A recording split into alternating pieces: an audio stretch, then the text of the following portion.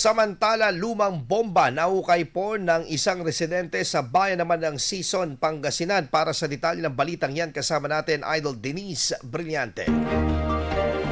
104.7 IFM Report.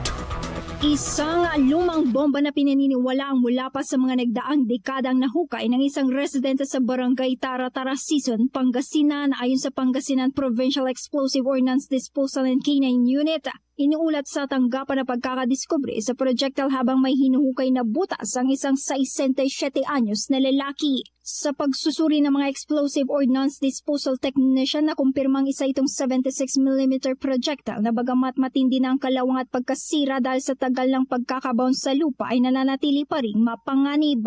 Dahil dito nagsagawa ng technical operation ng mga otoridad at ligtas na kinuha ang naturang pampasabog.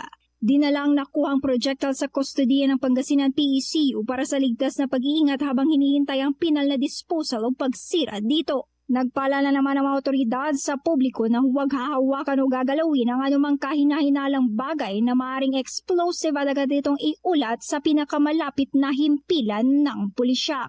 Kasama mo mula rito sa IFM News, ko pa nito si Idol Denise Brillante Tatak. IFM IFM News. IFM News.